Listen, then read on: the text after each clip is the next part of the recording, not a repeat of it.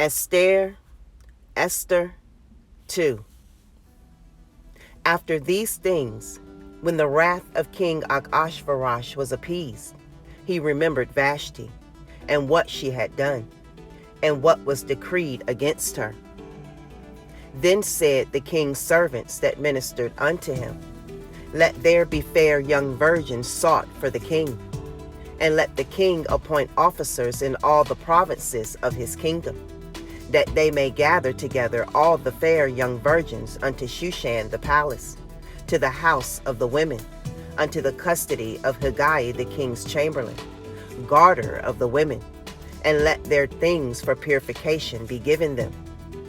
And let the maiden which pleases the king be queen instead of Vashti. And the thing pleased the king, and he did so. Now in Shushan the palace there was a certain Yehudi, whose name was Mordecai, the son of Yair, the son of Shimei, the son of Kish, a Benjamini, who had been carried away from Jerusalem with the captivity, which had been carried away with Yechanyahu, king of Yehuda, whom Nebuchadnezzar, the king of Babel, had carried away.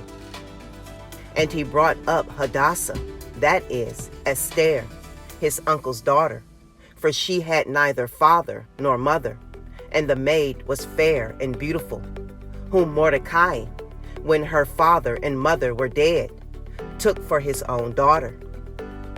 So it came to pass, when the king's commandment and his decree was heard, and when many maidens were gathered together unto Shushan the palace, to the custody of Hegai, that Esther was brought also unto the king's house, to the custody of Hegai, guarder of the women.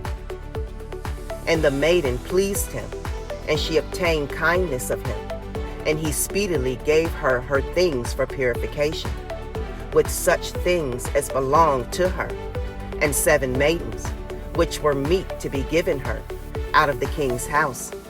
And he preferred her and her maids unto the best place of the house of the women. Esther had not showed her people nor her kindred, for Mordecai had charged her that she should not show it. And Mordecai walked every day before the court of the women's house, to know how Esther did, and what should become of her. Now when every maid's turn was come to go in to King Ahasuerus, after that she had been 12 months, according to the manner of the women, for so were the days of their purifications accomplished, to wit, 6 months with oil of myrrh, and 6 months with sweet odors, and with other things for the purifying of the women. Then thus came every maiden unto the king.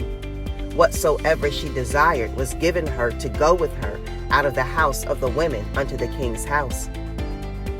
In the evening she went, and on the morrow she returned into the second house of the women, to the custody of Shaashgaz, the king's chamberlain, which did guard the concubines. She came in unto the king no more, except the king delighted in her, and that she were called by name.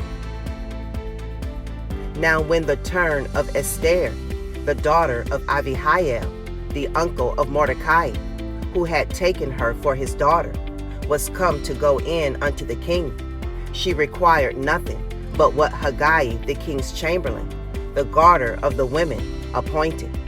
And Esther obtained favor in the sight of all them that looked upon her.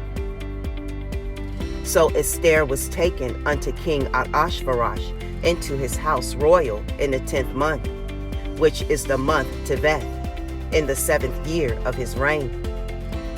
And the king loved Esther above all the women, and she obtained grace and favor in his sight more than all the virgins, so that he set the royal crown upon her head, and made her queen instead of Vashti.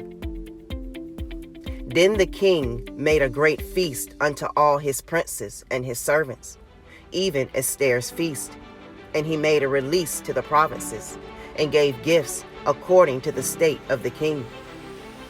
And when the virgins were gathered together the second time, then Mordecai sat in the king's gate. Esther had not yet showed her kindred nor her people, as Mordecai had charged her. For Esther did the commandment of Mordecai, like as when she was brought up with him. In those days, while Mordecai sat in the king's gate, two of the king's chamberlains, Bigthan and Teresh, of those which guarded the door, were wroth and sought to lay hand on the king Ahasuerus. And the king was known to Mordecai, and the thing was known to Mordecai, who told it unto Esther the queen. And Esther certified the king thereof in Mordecai's name. And when inquisition was made of the matter, it was found out. Therefore they were both hanged on a tree, and it was written in the Cepher of the Chronicles before the king.